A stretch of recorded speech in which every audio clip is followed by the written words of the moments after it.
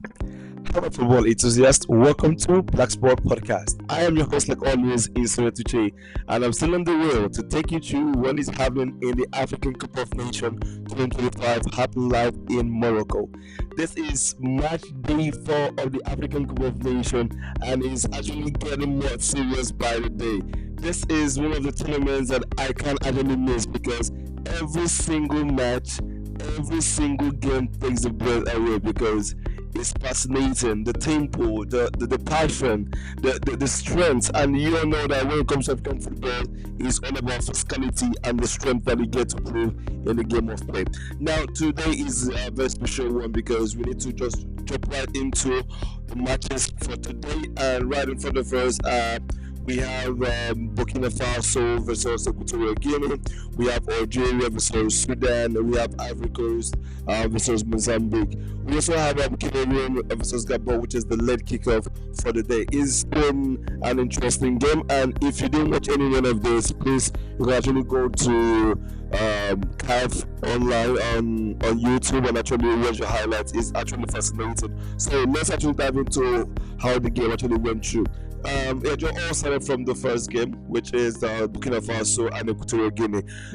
It's obvious the result is expected, as we talked about yesterday with our guest Edie here, in which we talked about Burkina Faso winning, and in as much as we looked about having a twist today on this game, but it seems like an easy one. Now let's actually look into this game. The Burkina Faso Equatorial Guinea was really an intense game. If you notice, if you watch the game, you can see everything changed during the extra time of the game. So it was expected that Equatorial Guinea was meant to win the game, but for some reason, every game actually changed at the extra time. I keep saying about the African Cup of Nations is that when it comes to the injury time, the extra time, a whole lot tends to happen. If you look at this, supposed to be the third. This is this is going to be the third goal that being scored at the extra time, and it's been like this all throughout the tournament.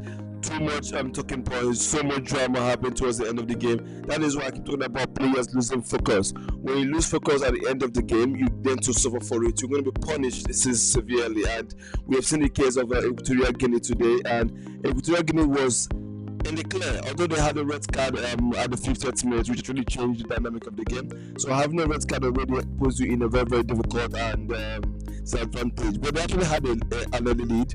They scored in the 85th minute and then towards the extra time of the game, they had an equalizer, and they also and Burkina Faso also lead. So this actually took what we talked about earlier yesterday, that the twist we were looking at was towards Burkina Faso and Equatorial Guinea, but it happens to be that the Burkina Faso were really serious for the business in this time of the tournament. So it's always good to win the first game. It actually gives you a boost to give you a little bit soft landing to actually prepare for the next game, which is if you're able to win it, then you certainly have to qualify for the group stage. Then actually putting more pressure for you on the next game, which meant to be a must win if they win the first game. Now, going down the line, we talked about the Algeria and Sudan. Although this match has a very spectacular situation in which we had the legendary Zinedine Zidane coming into the stadium. We all know that he has an ancestry to Algeria, and today he actually came to show his support to the Algerian side. And you can actually see that the Algerian won by 3-0 against the Sudan. Honestly, I would say so far, among the teams that actually been losing throughout this tournament, Sudan are the ones that actually really impressed me. The way they kept their composure, they knocked the ball around, they couldn't play. Everything was all going when they had when Mahrez scored just 2 minutes into the game. Mahrez had a wonderful goal to find the back of the net.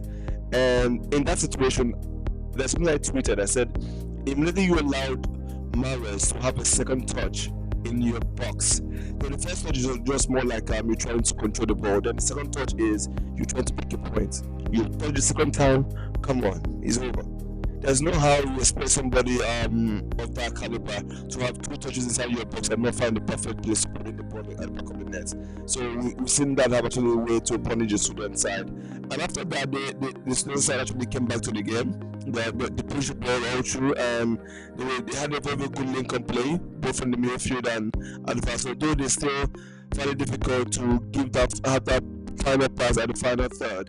But that didn't even take away when they actually showed into the game. But after the red card they actually had, which is they call the second yellow and a red card, that also changed the dynamic of the game. I know immediately they had that red card that was over. In as we were looking forward to equalize, but at the rate in which the Algerian side were actually pressing and moving forward, I know it didn't take long before Mahrez found the back of the net because it's two, and then at the 85th minute, Mahrez actually made it three. So I think this is what everyone actually do expected in this game, because that's actually a result that we are to see in this game. Algeria winning by 3-0. We all know that anytime you have an opportunity to win an opponent, put the goals all up, because this is a group stage. You need that much of goal in case there's a way you're going to go and aggregate. You can actually go in towards your advantage. That's one thing I keep saying, that anytime you have an opportunity to beat an opponent, go in, bang in the goals, bang in as many goals as possible. I know I'm saying this because Super Eagles had the chance to do that yesterday. As much as I'm not taking that away from the Tanzania side, it was a very good game, a good outcome, 3 points in the bag. But when you have an opportunity to have more goals, bring it on. Bring as many goals as possible. You've seen on that scoring side, Algeria going by 3-0. The same way we saw Senegal yesterday also having 3 goals on nil, which is what we expect in the tournament coming forward as well. So we also have the Ivory Coast and Mozambique. This match was tough. I've seen a match. I've watched a couple of matches this tournament, but this is one of the top game I actually seen. Both sides were really out to play, and thank God for the brilliance of Ahmed, who carefully put the ball at the back of the net once he had the chance to do that in the inside the box. I know it is really attractive, but they really were organized, and I'm not being experienced much as saying that the player was able to do the midfield when it really mattered most, and that actually settled that to the end of the match, having only 1 goal in favor of the Ivory Coast against the Mozambique. This is why I keep saying that sometimes the team that we expect to, that's the defending champions, expect to have it at an easy way, still have a way to struggle. But either way, they still show that they have the dominance, they're the defending champions, the main business, they know where they went, they are quick with the ball, their dribbles were clean, and they were clinical all throughout the game. I would say I give them really good kudos for what they actually have done throughout the game, and that's something we're looking forward more in the game to show dominance, hold the game throughout, and level things up, get your 3 points in the bag, have a clean sheet as well. So you can see this is a good way they have ushering into the second game of the group. Now, you having a look there, you also see the Cameroon and Gabon. Well, this game is the highlight of the day because everybody expected Gabon to start, but unfortunately he didn't start again, but he still came in and tried to put in his weight, but already it was a lost cost because it is really difficult. I keep saying anytime you have an opportunity to score, you score, because those goals might come back to haunt you if you don't convert, and anytime you don't convert, he also tells you he comes back to punish you.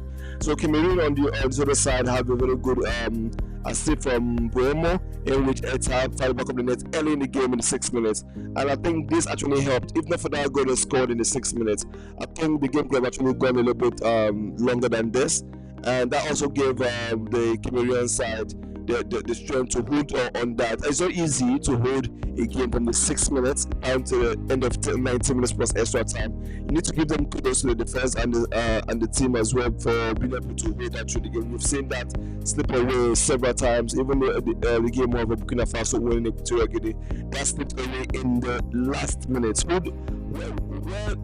was the level of concentration for you to lose 2 goals within the space of 2 minutes in the extra time of the game? The game you really actually had a 3 points in the bag, having a complete 90 minutes in the full halves. Now, Cameroon in this situation held it from the 6 minutes to the end of the 90 minutes, which was a very good one. And I would say this game was a really a learning curve for me, because I can see so far how the African Cup of Nations, the teams have actually been invested in their game. I was really impressed by the level of performance from the both sides. Regardless that you see lots of goals up in the scoreboard, but when you watch the game, you can see there's so much level of of technicalities, so much level of accuracy, and these boys clearly can prepare. This shows how much the federation have actually invested in the footballing sector, and that's really something we need to applaud all the nations actually involved in the African Cup of Nations. That shows that the game actually improved. We can see how everybody has those tactical advantage over the other. Yes, it shows when it comes to exposure, but overall the teams have actually shown that they have the quality to actually compete at the highest level on the continental stage, which is something we're actually really proud of, and we do want to see more of that. And this, like I said, is just the second and the first game of the tournament for these teams. And by the time we move into the second game, things are going to change. People are going to adapt. People have actually been sleeping with things that okay, let's just see what we're going to do. We now know that is the must win for your next game. If you lost in your first game, it's a must win for the second game, so that you're able to have an advantage to actually battle it out in the final game. So this is when I normally say, when it comes to the group stage, win the first game. If you have chance to put in more goals, put as much goals as possible, so that can give you an advantage when we're going for head to head. Now let's talk about the groups. Now, if you're looking at now, this is Group A.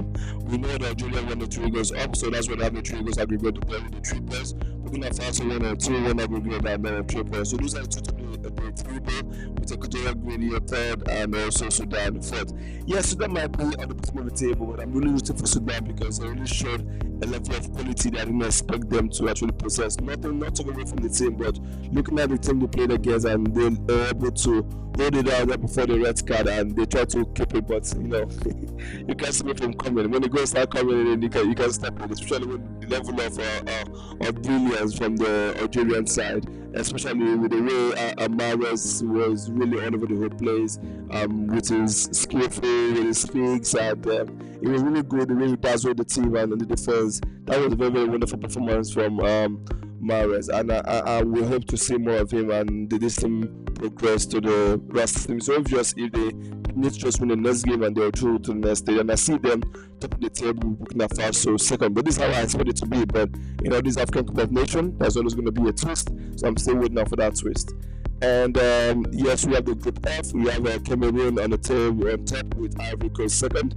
Ivory Coast, both of them had just only 1 goal aggregate. Cameroon scored only 1-1, and Ivory Coast scored 1 with just 3 points. But still, this is an open group. It's going to be really difficult to actually predict who's going to qualify. But we're talking about favorites. We know that Ivory Coast is the favorite in this game, and we also know that Cameroon is also probably the favorite. But you never can tell with the level of quality that Gabon and Mozambique have actually showed in this tournament. I would say that it's going to be a very difficult group, and I can't really predict on this until I watch. We'll get to the second game, then we'll know exactly where we are, because this is the first game, a whole lot of trials, a whole lot of new tactics. People are actually going to know what's really happening. So there's going to be a whole lot of changes in this coming time. Honestly, I must say there's going to be a whole lot of changes. So let's see what is there on this. And going by this, I would say, tomorrow there's not going to be any game because of Christmas, and it's a day off for the players to rest before we go back onto the schedule of the African Cup of Nations. And in case you just joined us, please feel free to follow us on all social media platform, on X, on Facebook, and also on Instagram.